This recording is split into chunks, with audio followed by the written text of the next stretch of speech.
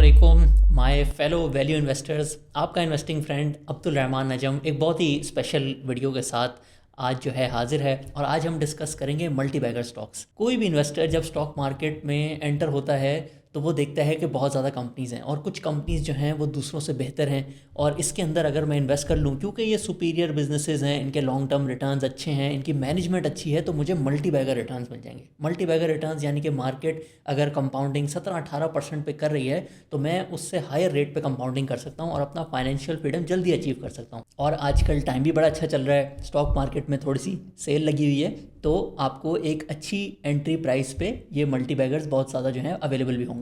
तो आज की इस स्पेशल वीडियो में मैं आपके साथ 3 स्टेप फ्रेमवर्क शेयर करूंगा जो मैं खुद भी यूज़ करता हूं मल्टी बैगर्स में इन्वेस्ट करने के लिए। पहले स्टेप में मैं आपको बताऊंगा कि डिफरेंट सेक्टर्स में क्विकली मल्टी बैगर्स ढूंढने की जो चीज़ें आप देख सकते हैं, एक तरह से चेकलिस्ट, क्यों ये बिजनेस जो है बाकियों से बेहतर है, वो मैं आपके साथ शेयर करूंगा। दूसरे स्टेप में मैं आपके साथ शेयर करूंगा और ये सबसे इंपॉर्टेंट है क्योंकि काफ़ी ज़्यादा लोग जो है ना कुछ टाइम के लिए मल्टी बैगर में इन्वेस्ट कर लेते हैं, 6 महीने इन्वेस्ट किया, 1 साल इन्वेस्ट किया, बट कभी कभी जब वो गलत प्राइस पे उसमें एंट्री ले लेते हैं, और ये कोई मैं ट्रेडिंग की बात नहीं कर रहा कि टेक्निकल्स के हिसाब से ये प्राइस बन रही थी, मैं एक लॉन्ग टर्म फेयर वैल्यू के हिसाब से कभी कभी कोई शेयर जो है वो थोड़ा सा ओवर वैल्यूड हो जाता है और आप उसमें लॉन्ग टर्म के लिए एंट्री ले लेते हैं, लेकिन क्योंकि वो थोड़ा सा ओवर वैल्यूड होता है तो 1-2 साल के लिए जब आप उसमें इन्वेस्टेड रहते हैं और उसकी शेयर प्राइस बहुत ज़्यादा अप्रिसिएशन नहीं देती तो आपको ऐसा लगता है कि मैंने शायद कोई गलत कंपनी में इन्वेस्ट तो नहीं कर लिया। तो ये जो फ्रस्ट्रेशन वाला फेज़ है, इसको अगर अवॉइड करना है तो वो कैसे करते हैं ये मैं आपके साथ स्टेप 2 में शेयर करूंगा। और स्टेप 3 में जब आपने ये दोनों स्टेप सही तरीके से कर लिए हैं तो फिर आपने इस पूरी जर्नी को फॉलो कैसे करना है, क्योंकि इन्वेस्टिंग में सिर्फ बाइंग नहीं करनी होती, थ्रू आउट उसको होल्ड भी करना होता है। तो उससे रिलेटेड भी मैं आपसे टिप्स शेयर करूंगा। तो विदाउट एनी फर्दर अड्यू आइए ये स्पेशल वीडियो स्टार्ट करते हैं।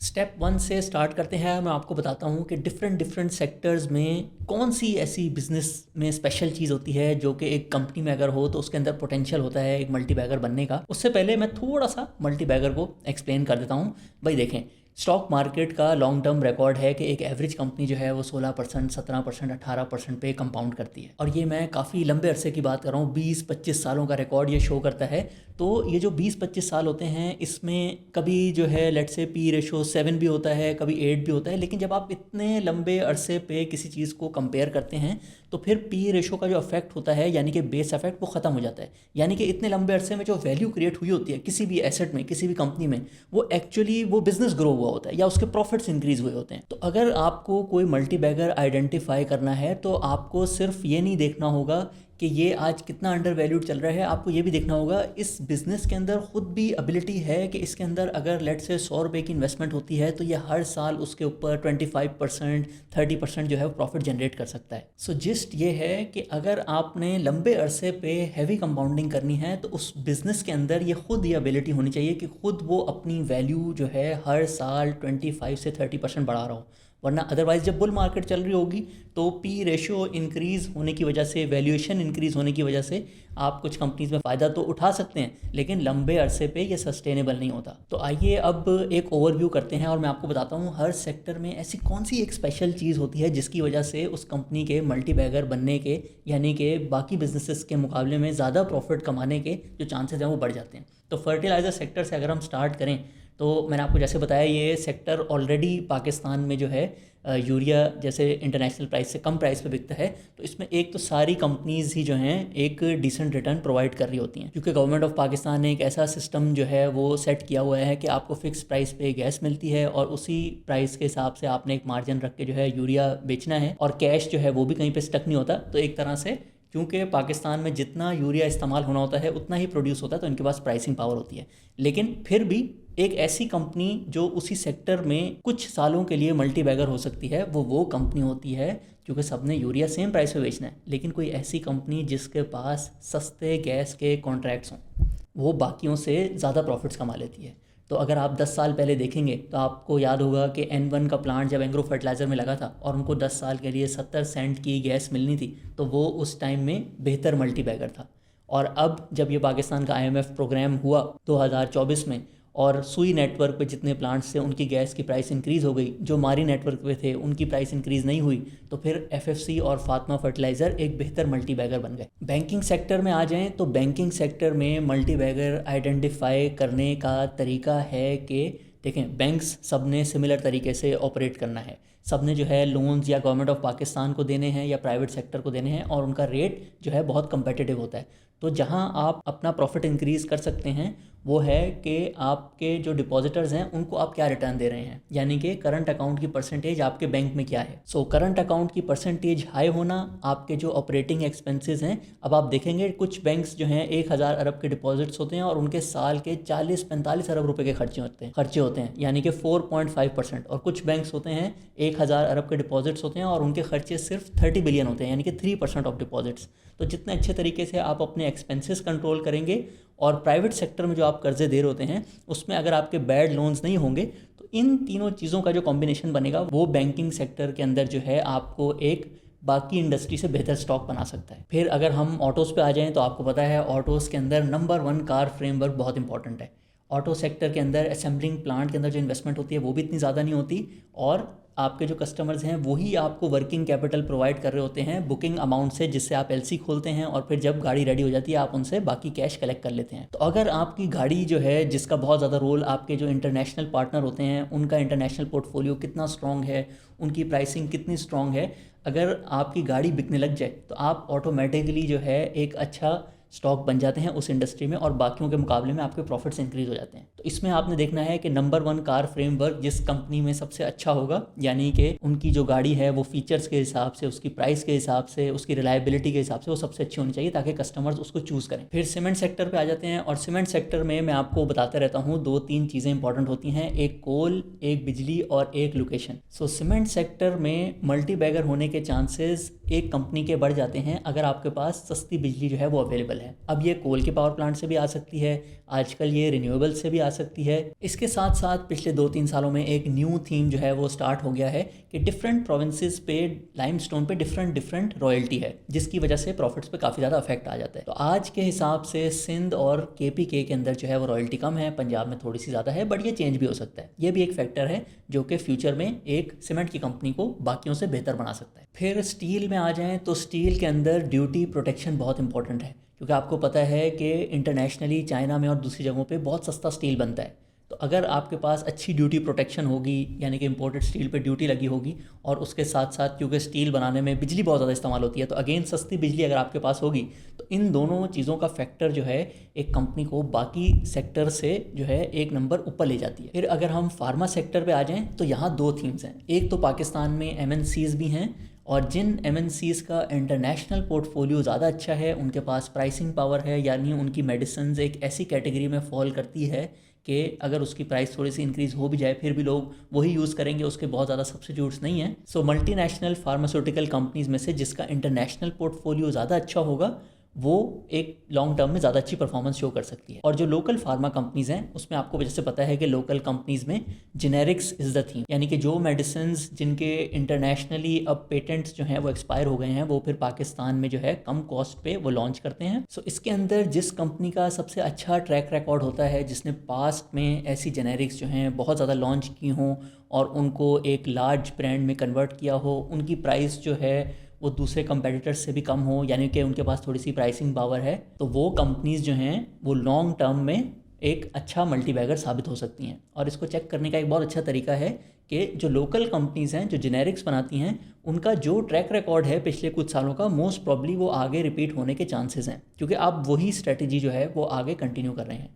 एक और थीम जो कि डेवलप हो रहा है कि अब पाकिस्तान में बहुत ज़्यादा बायोटेक प्लांट्स लग रहे हैं, और ये फार्मास्यूटिकल इंडस्ट्री में जो डेवलपमेंट हो रही है उसके इन लाइन ये डेवलपमेंट्स पाकिस्तान में भी हो रही हैं। तो जो कंपनीज़ ये प्लांट्स लेकर आ रही हैं और उसके अंदर नए प्रोडक्ट्स लॉन्च करेंगी, वो एक एडिड बेनिफिट हो सकता है इस सेक्टर में। और अब आ जाते हैं स्टेप 2 पे, और ये जो फ्रस्ट्रेटिंग फेज़ होता है ना, मेरे हिसाब से सारे इन्वेस्टर्स जो है ना यहाँ आके गलती कर जाते हैं, क्योंकि ये सिर्फ आपकी नॉलेज नहीं, ये आपके डिसिप्लिन को भी टेस्ट करता है। इसको एक्सप्लेन करने के लिए मैं स्क्रीन पर आपको ना कुछ कंपनीज़ के नाम शो करता हूँ जिन्होंने पिछले 10 सालों में काफ़ी अच्छे रिटर्न्स दिए हैं, यानी कि ये पिछले 10 सालों के मल्टीबैगर्स थे। अब आप इन नामों को देखेंगे ना, तो जो लोग स्पेशली पुराने इन्वेस्टर्स हैं वो कहेंगे यार ये वाला स्टॉक तो मैंने भी लिया हुआ है और 3-4 दफ़ा लिया हुआ है पिछले 4-5 सालों में, लेकिन मैं इसको होल्ड नहीं कर पाया। कोई ऐसी डेवलपमेंट हो गई या मेरे पास शायद इतनी नॉलेज नहीं थी कि मैं इसको लॉन्ग टर्म होल्ड करता। मैंने 6 महीने, 1 साल, 2 साल करके भी ट्राई किया, लेकिन उस टाइम पे इसने मुझे परफॉर्मेंस नहीं दी, तो मैंने फ्रस्ट्रेट होकर जो इसको सेल कर दिया। इस फ्रस्ट्रेशन फेज से बचने का बेस्ट तरीका है कि आप अपना एंट्री पॉइंट जो है ना वो ठीक कर लें। अभी देखें, यहाँ मैंने आपको ऑलमोस्ट हर सेक्टर में बताया, पीएसएक्स में ऑलमोस्ट हर सेक्टर में एग्जांपल्स हैं मल्टी बैगर्स की।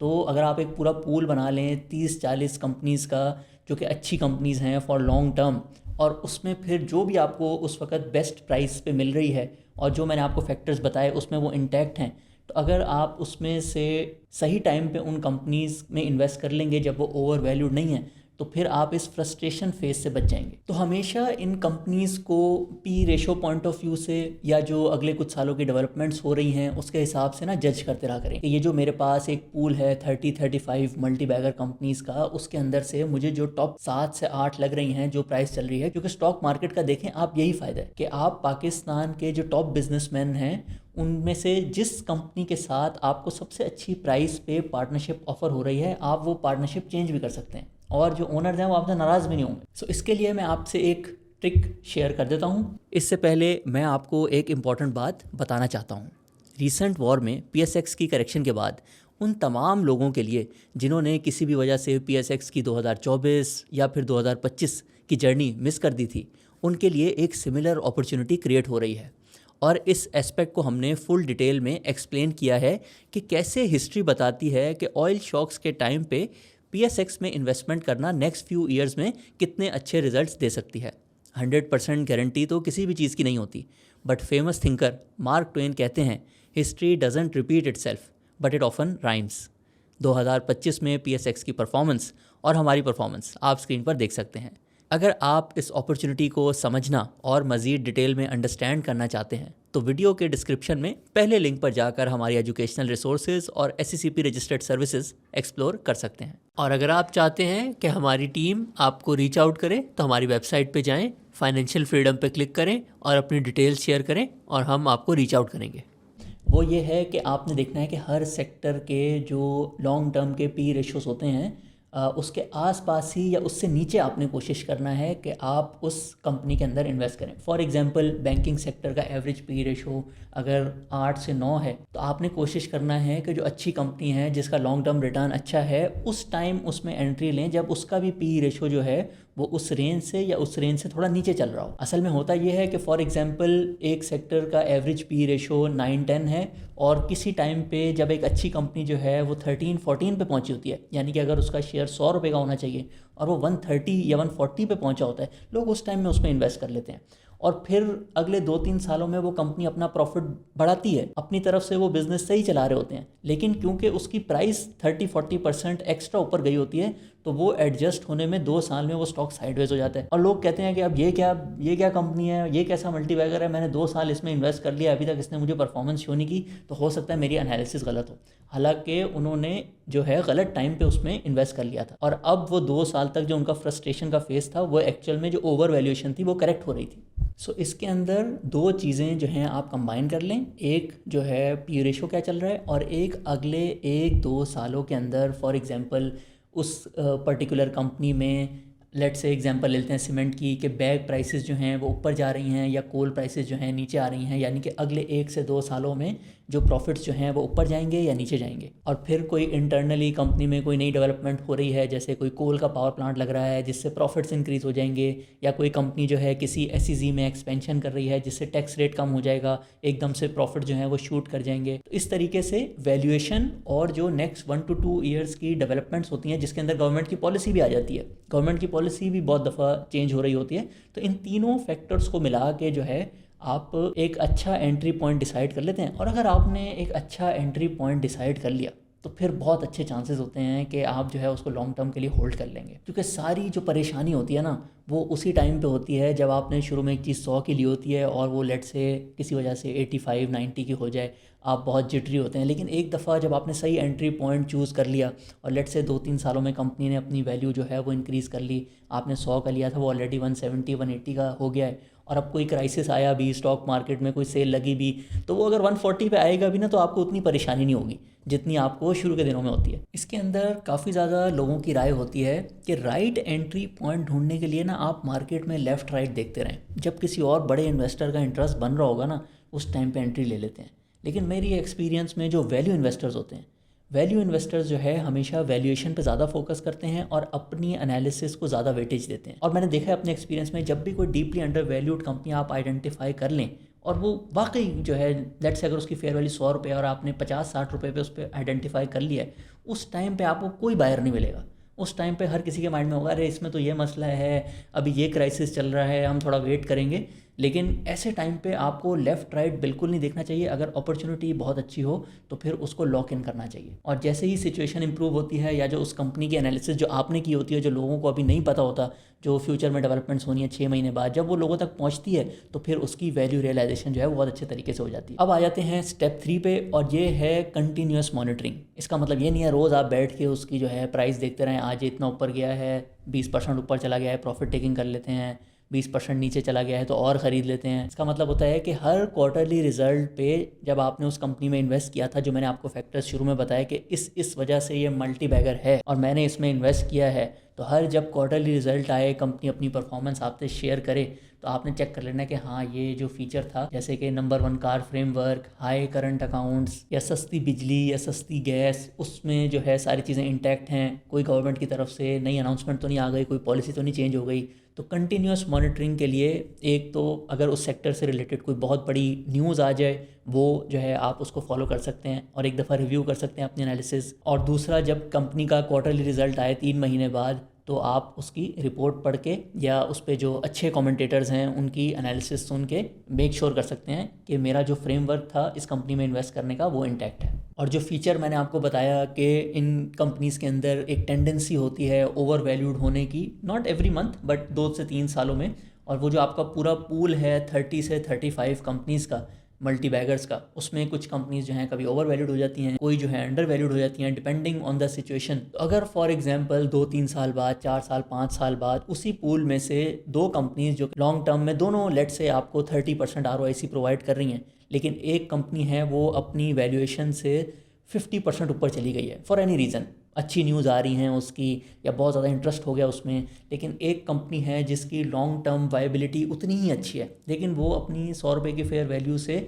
70 या 65 पे चल रही है, तो तब जाके आप थोड़ी बहुत जो है अपने पोर्टफोलियो में उसकी परसेंटेज कम करके इसमें थोड़ा सा शिफ्ट भी कर सकते हैं। सो ये था हमारा स्पेशल फ्रेमवर्क। इसको हम अपनी एडवाइजरी सर्विसेज के अंदर इम्प्लीमेंट भी करते हैं, और मास्टर क्लास 6.0 जिसकी रजिस्ट्रेशन जो हैं बहुत जल्द ओपन होने वाली हैं, उसमें आपको पूरा टीच भी करते हैं। तो अगर आप हमारी SECP रजिस्टर्ड सर्विसेज में इंटरेस्टेड हैं और ये चीज़ें आपको एक्साइट करती हैं, आप इसको और डिटेल में जो है वो समझना चाहते हैं, तो हमारी वेबसाइट पर जाके आप इन सर्विसेज को मज़ीद एक्सप्लोर कर सकते हैं। Until next time, take care everyone, अल्लाह हाफिज़।